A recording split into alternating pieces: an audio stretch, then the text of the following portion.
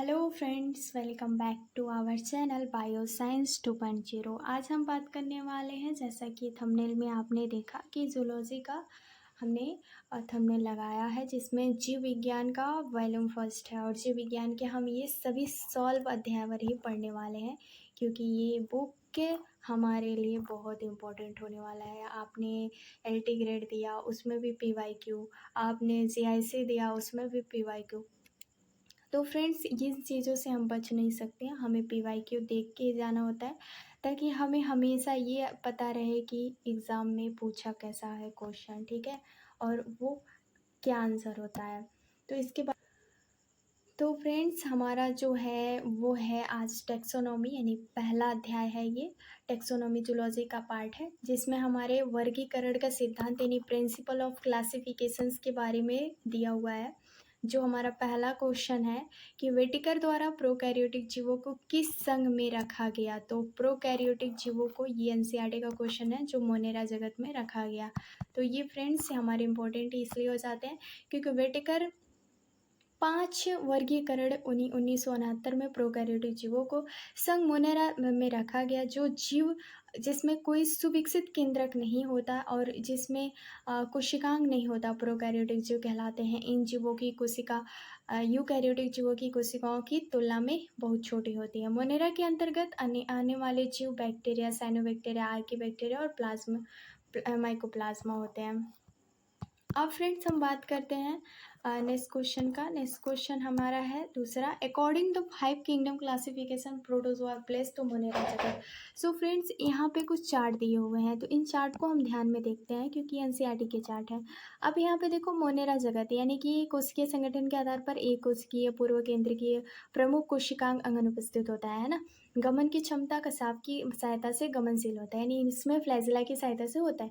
पोषण जो होता है वो प्रकाश संश्लेषण और शोषण द्वारा और रसायन संश्लेषण द्वारा हो सकता है। और जनन जो होता है अलैंगिक विखंडनीकरण या फिर जनन कह सकते हैं। इसमें जीवाणु एवं नीले हरे शैवाल आते हैं। अगर वहीं हम प्रोटिस्टा की बात करें तो एक कोशिकीय सुकेंद्रकीय समस्त कोशिका अंग उपस्थित होता है। गमन नहीं होता है, यानी गमन की क्षमता इनके अंदर नहीं होती है। इसमें सिलिया और फ्लैजिला की सहायता से गमनशील होती है, यानी कि हम कह सकते हैं कि वो लोकोमोशन कर सकते हैं। पोषण जो होता है प्रकाश संश्लेषण, परपोषण या अशोषण विसरण के साथ साथ परासरण होता है। जनन की बात करें तो अलैंगिक लैंगिक दोनों तरीके से हो सकते हैं, एग्जाम्पल प्रोटोजोआ। तीसरा है फंजाई। फंजाई जो होते हैं बहुकोशिकीय सुकेंद्रीय एवं अन्य होता है। इसमें गमन की क्षमता नहीं होती, इसमें आधार बेस ही होता है। और पोषण पोषित केमोसिंथेटिक रसायन संश्लेषण करते हैं आपके फंजाई। और फिर जनन जो होता है लैंगिक अलैंगिक दोनों तरीके से इसमें रिप्रोडक्शन का कार्य होता है। उदाहरण के लिए अगर हम कहें तो कवक। चौथा पॉइंट है प्लांट, यानी कि बहुकोशिकीय सुकेंद्रीय लवक और अन्य कोशिकांग इसमें उपस्थित होते हैं। गमन की क्षमता नहीं होती, इसमें जड़ें होते हैं। और पोषण इसमें मुख्यतः प्रकाश संश्लेषण द्वारा होता है। और जनन अलैंगिक लैंगिक दोनों तरह से हो सकता है। और पादप शैवाल इसमें प्रेजेंट होते हैं। लास्ट पॉइंट्स, जंतु। कोशिकीय सुकेंद्रीय कोशिका अंग उपस्थित होता है। लवक कोशिका भित्ति अनुपस्थित होता है।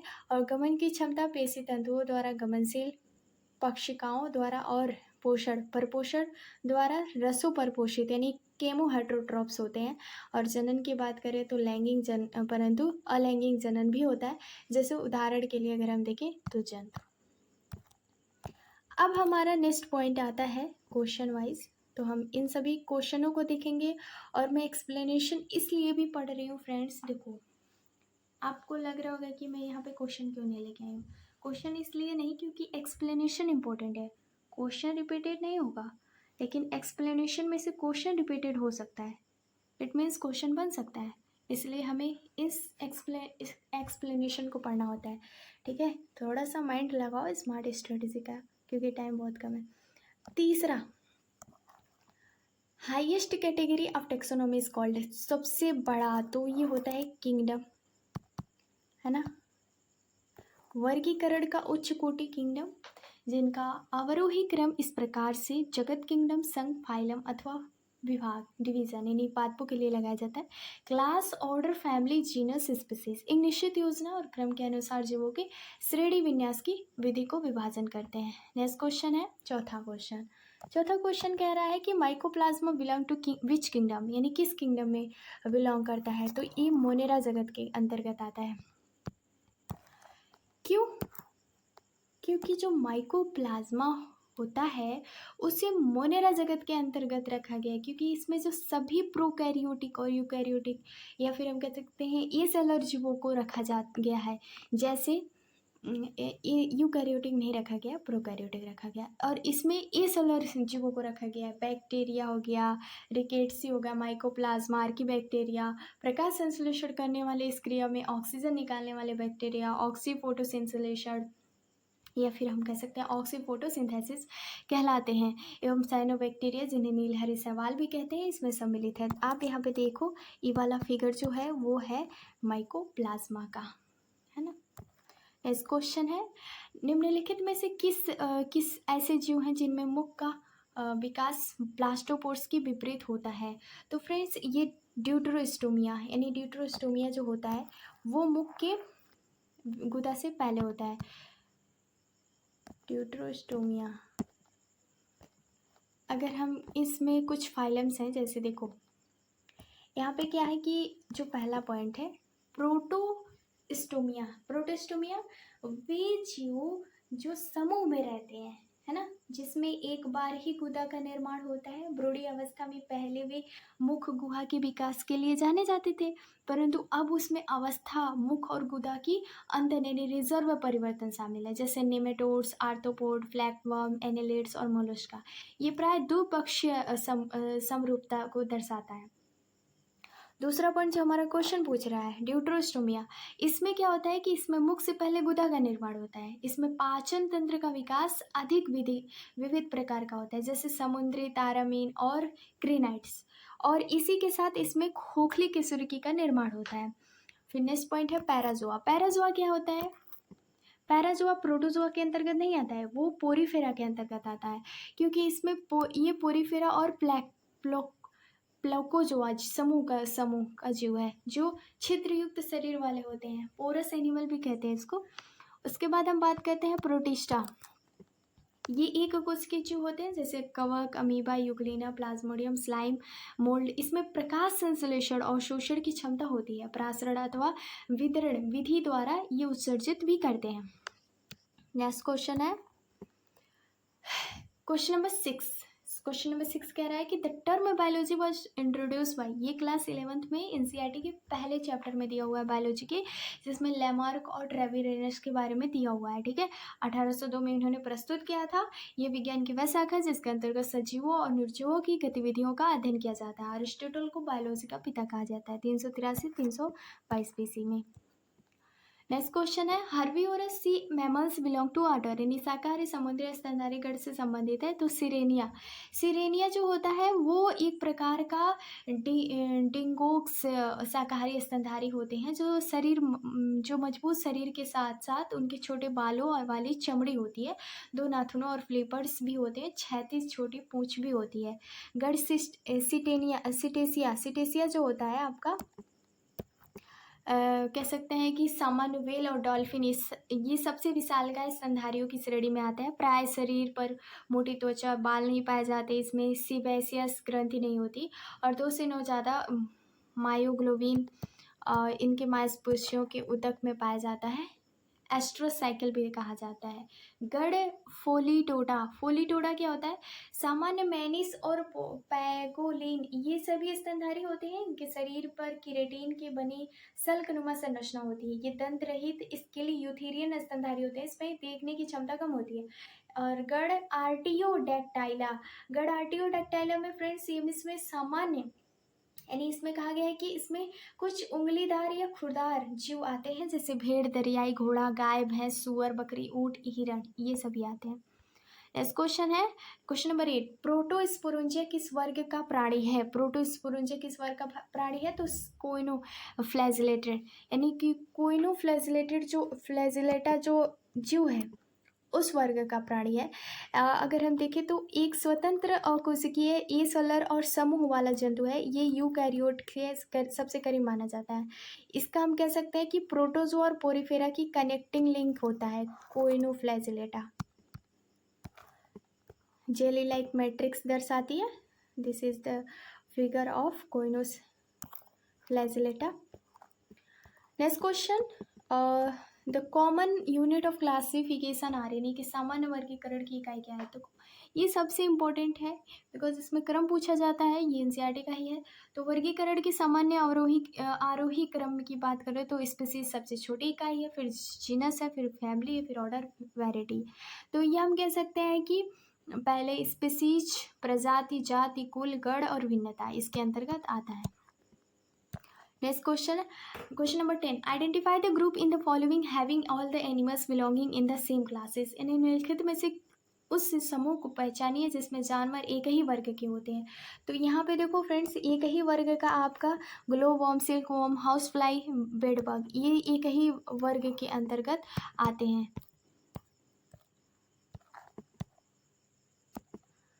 ग्लोवर्म, रेशम कीट, घरेलू मक्खी, खटमल आदि आर्थ्रोपोड जंतु के हैं, है ना। मछली और आर्थ्रोपोडा, इकाइनोडर्मेटा, सिलेंड्रेटा, आर्थ्रोपोडा, ये सब अलग अलग हैं जो ऊपर दिए हुए हैं, वो आंसर नहीं होंगे।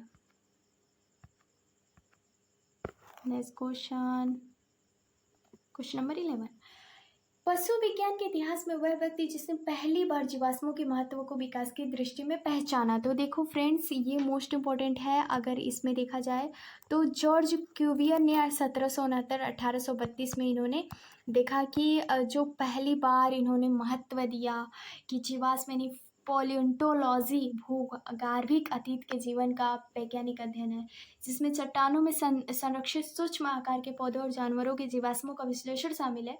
जॉर्ज कुवियर को जीवाश्म विज्ञान का संस्थापक या पिता कहा जाता है। Next question is question 12, any which of the following derived from the word, यानी कि कह सकते हैं कि लैटिन वर्ड। यहाँ पे देखो, यहाँ पे दिया हुआ है कि लैटिन भाषा लिया गया है। तो यहाँ पे पोरीफेरा, एनिलिडा, मोलस्का, तीनों ऐसे वर्ड हैं जो लैटिन वर्ड्स में दिए हुए हैं। अब यहाँ पे क्या है, 1883 में आधुनिक लैटिन भाषा के आधार पर बेयरिंग पोर अर्थात छिद्रयुक्त जैसे मोलस्का को लैटिन भाषा के आधार पर थीन सेल्ड पतले कवच खोल वाले प्राणी कहते हैं, और इसका जो शरीर होता है मोलिसेनी मुलायम होता है।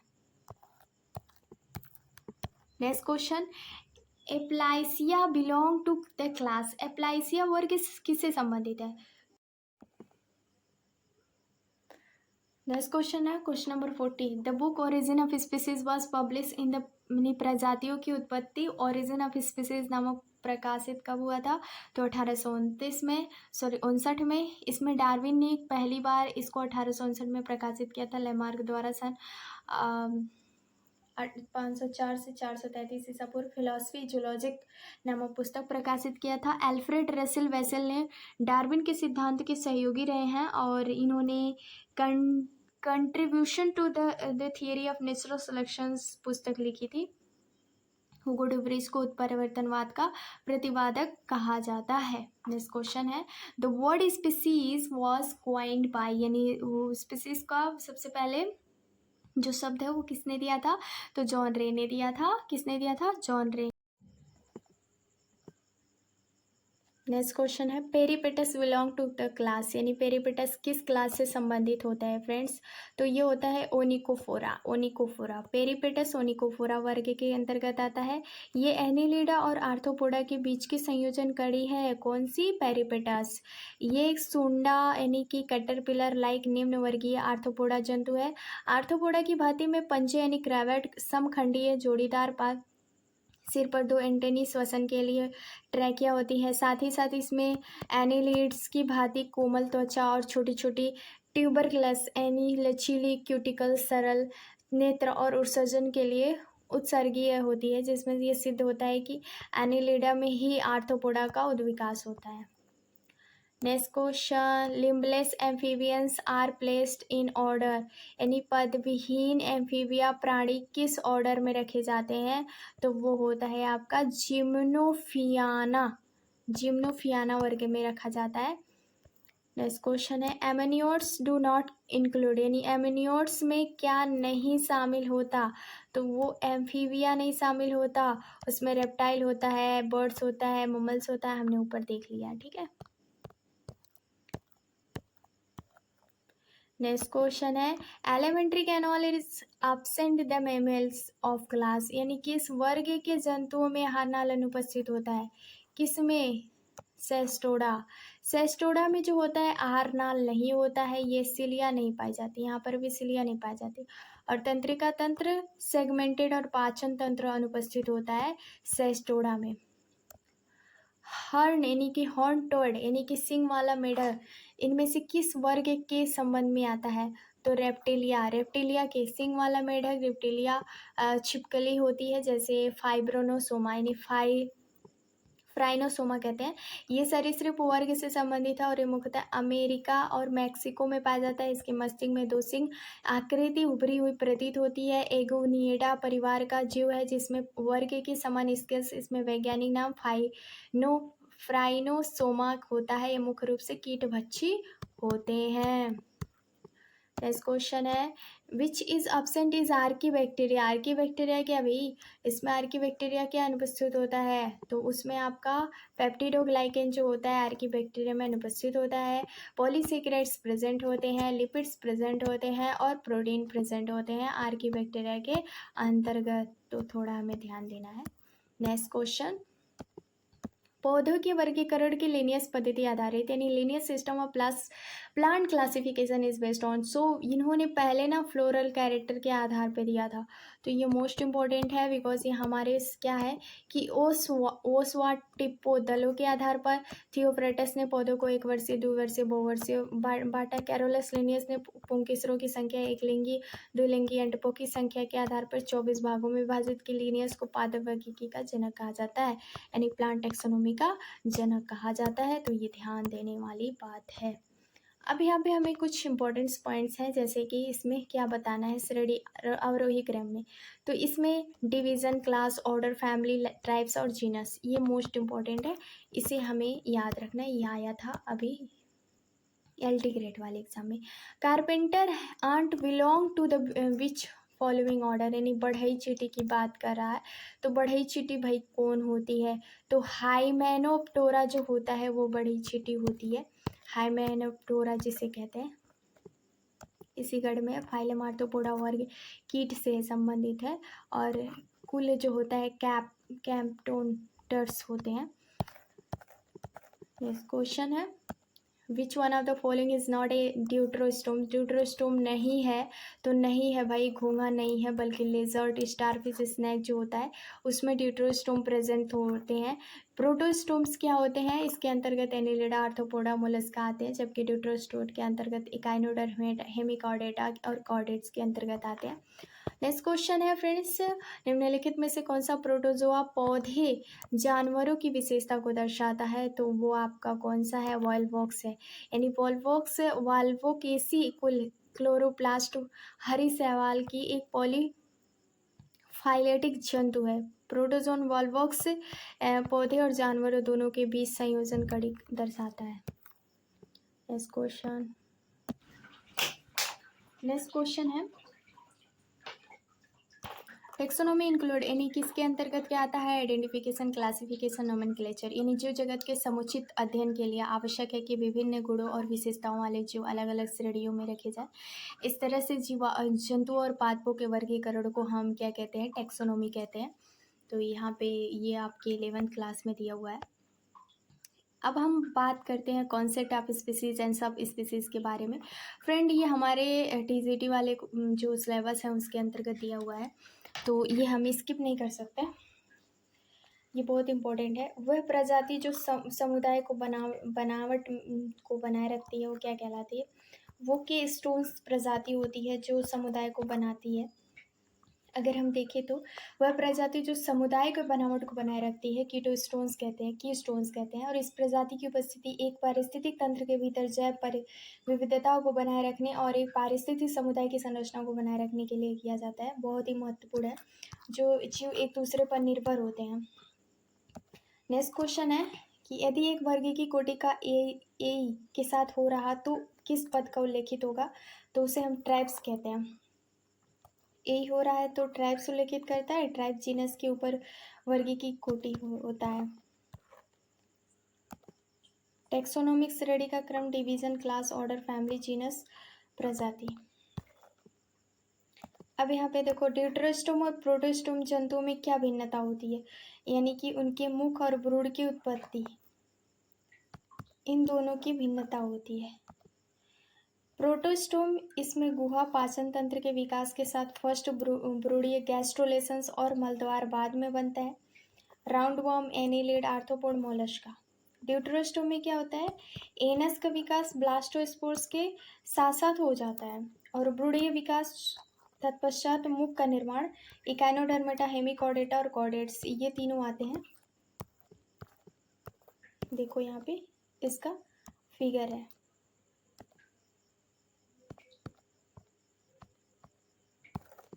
नेक्स्ट क्वेश्चन है मैचिंग के लिए कह रहा है कि घोंघा को सबसे पहले किसने देखा था भाई। घोंघा जो है वो सबसे पहले क्या था, तो अगर हम देखें सबसे पहले किसने खोजा था, देखो घोंघा को सबसे पहले खोजा था डॉक्टर बेनी प्रसाद ने, और पेरिटेमा को सबसे पहले डॉक्टर के.एन. बहल ने, हार्डमेनिया को सबसे पहले खोजा था डॉक्टर एस.एम. दास ने, और पोलियोमॉन के सबसे पहले खोजा था डॉक्टर एस.एस. पटवर्धन ने, और हाई एल्टीट्यूड एंटोनॉमी एम.एस. मनी ने खोजा था।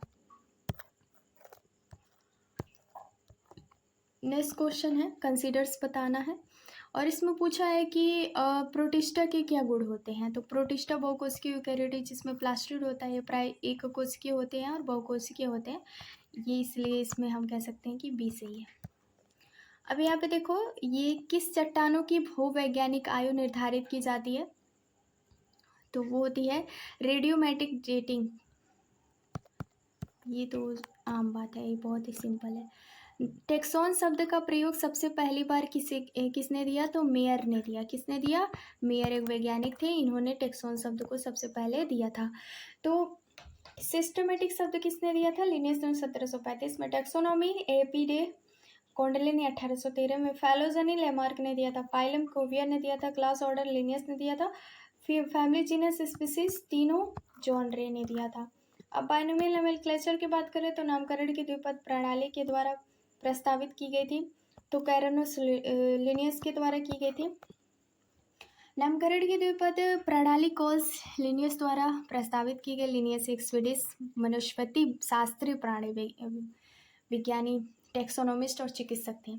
द्विपद प्रणाली में उन्होंने पौधे और जीवों को वैज्ञानिक नाम दिया और उनका पहला वंश और दूसरा प्रजाति। इस प्रणाली में जीवों के सभी वैज्ञानिक आमतौर पर लैटिन होते हैं और इलैटिक में लिखे जाते हैं। इस लिपि में लिखते समय दो नामों में से वंश के नाम का पहला अक्षर बड़ा और जबकि प्रजाति के नाम का पहला अक्षर छोटा होता है। नेक्स्ट क्वेश्चन है कैरोलस लिनियस की द्विनाम पद्धति निम्नलिखित में से किस श्रेणी में नहीं है, तो किस श्रेणी में नहीं है ये पूछा गया है। तो फ्रेंड्स सबसे इम्पोर्टेंट है यहाँ पे अगर हम देखें तो फैमिली और फाइलम और फैमिली के अंतर्गत ये नहीं पूछा गया है। देखो लिनियस ने टेक्सोनॉमी के जनक कहा जाता है और लिनियस के प्रजाति के नामकरण और उनके समूहों में वर्गीकरण करने की जो प्रक्रिया का निर्माण होता है लिनियस की मूल प्रणाली की श्रेणी में सबसे व्यापक होता है ना। कह सकते हैं कि फाइलम और फैमिली का कोई उद्देश्य नहीं था लिनियस का। अब यहाँ पे देखो सभी जीवों को दो एम्पायर्स के 8 जगतों में किसने वर्गीकृत किया, तो वो किया था कैवेलियर स्मिथ ने किया था। नेक्स्ट क्वेश्चन है जब प्रजाति नाम जातीय नाम को हुबहू दोहराते हैं तो इसे क्या कहते हैं, वो में टाउटोनी कहते हैं। टाउटोनी पीसीटी में पूछा गया था ना, बहुत ही सिंपल है क्वेश्चन। टोटोनिम जब प्रजाति का नाम जातीय नाम के साथ हुबहू होते हैं तो रेटस रेटस, नासा नासा, ये सिर्फ और जीवों में होता है, प्लांट में नहीं होता है, तो ध्यान देने वाली बात है। सिनोनिम एक वैकल्पिक नाम जो टेक्सोनोमी में प्रयोग किया जाता है। बेसियोनिम एक प्रजाति का पहले का वैध वैज्ञानिक नाम जिसका नाम बदल दिया जाता है, जिसे नया नाम आंशिक रूप से लिया जाता है। होमोनिम इसके टाइप के आधार पर दो अधिक नाम दिया जाता है, यानी दो से अधिक नाम। तो ये रहा फ्रेंड्स आपका टेक्सोनोमी वाला पार्ट। तो अब हमारा नेक्स्ट आएगा, एक पेज और है, उसके बाद नेक्स्ट आएगा आपका एनिमल किंगडम। ठीक है, तो एक पेज और भी देख लेते हैं। जैसे देखो, द्विनाम वाले दो शब्द कौन कौन से हैं, तो वो होता है जीनस और स्पीसीज। कैरोलस लिनियस ने 1758 में अपनी पुस्तक, उनकी एक पुस्तक थी, कह सकते हैं कि उनकी दो पुस्तकें थी, एक था सिस्टेमा नेचुरी, दूसरा था स्पीसीज प्लांटेरम और तीसरा था जेनरा प्लांटेरम, है ना। तो ये सारी पुस्तकें थी कैरोलस लिनियस की। बाइनोमियल नमन पद्धति के द्वारा खोजी गई थी, तो ये लिनियस के द्वारा ही खोजी गई थी। लिनियस ने ही 1953 में स्पीसीज प्लांटेरम नामक पुस्तक प्रकाशित किया था। नेक्स्ट क्वेश्चन है, लिनियस की नामकरण की विचारधारा सर्वप्रथम प्रकाश की गई थी, तो वो स्पीसीज प्लांटेरम में ही, जैसे सिस्टेमा नेचुरी 1935, स्पीसीज प्लांटेरम 1953, जेनरा प्लांटेरम 1937 और फिलोसफिया बोटेनिका 1751, 1900 नहीं, सॉरी, यहाँ पे 1700 लिखा हुआ, मैंने 1900 बोल दिया। यहाँ पे 1735, 1753, 1737 और 1751। नेक्स्ट क्वेश्चन है 46वां क्वेश्चन, जीवों के नामकरण पद्धति में संबंधित हैं, तो स्क्रीटलैंड जो है वो संबंधित है नामकरण पद्धति में। ये एक अंग्रेजी भूवैज्ञानिक थे जिन्होंने पक्षी वैज्ञानिक, प्राकृतिकवाद आदि और वर्गीकरण वैज्ञानिक कहते हैं, इन्होंने जीव विज्ञान वर्गीकरण के नियमों की एक श्रृंखला का प्रस्ताव रखा था।